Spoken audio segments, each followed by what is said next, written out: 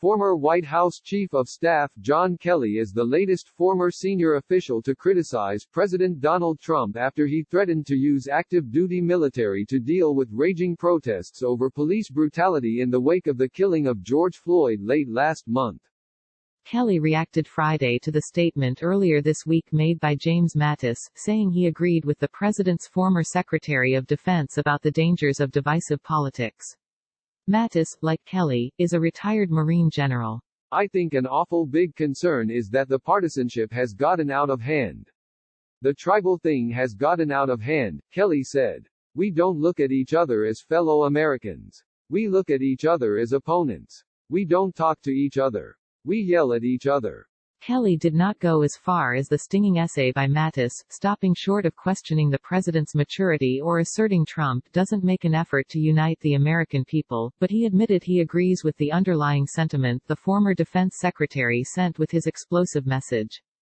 "I agree. I think we need to step back from the politics," Kelly told Anthony Scaramucci, who briefly served Trump as communications director for 11 days until Kelly fired him, in an interview that streamed online. "The separation of powers is very, very, very important. No president ever is a dictator or a king."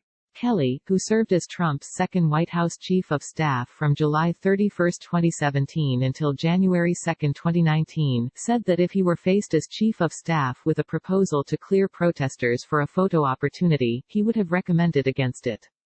"I would argue that the end result of that was predictable," he said after Trump walked from the White House across Lafayette Square to St. John's Episcopal Church for a photo opportunity Monday evening. "I'd have recommended against it."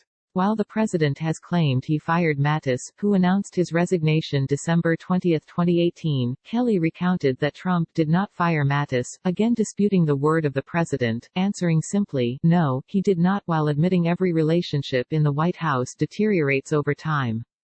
On Thursday, Trump attacked Kelly on Twitter, questioning the retired four-star general's stamina. "John Kelly didn't know I was going to fire James Mattis, nor did he have any knowledge of my asking for a letter of resignation. Why would I tell him? He was not, in my inner circle, was totally exhausted by the job, and in the end just slinked away into obscurity. They all want to come back for a piece of the limelight," he said. Kelly also said that, "No, Mattis is not overrated," disagreeing with Trump yet again after the president mocked Mattis as the world's most overrated general in a tweet. Kelly said that active-duty troops hate the proposition of using force against their fellow Americans, emphasizing the military is an all-volunteer force, one that is apolitical, and troops almost never talk politics. Asked by Scaramucci if Trump is a stable genius, as the president famously characterized himself January 6, 2018 following questions about the president's mental stability, Kelly begged off the question. "What is a genius?" he wondered. "I don't know what that is." He said Trump was often frustrated by the slowness of bureaucracy and frequently did not like the recommendations put forward by cabinet officials and White House advisors, but he said Trump usually followed their advice.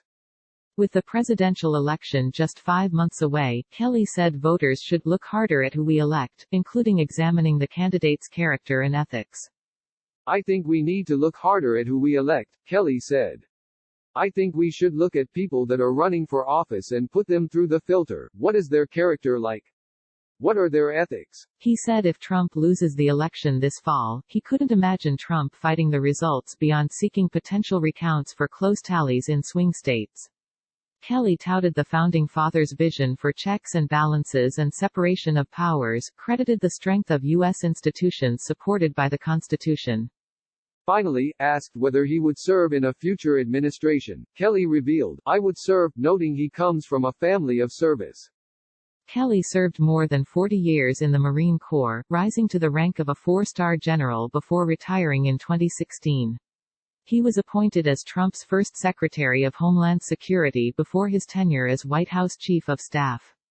His son, First Lieutenant Robert M. Kelly, was killed in action when he stepped on a landmine during a patrol in Afghanistan in 2010.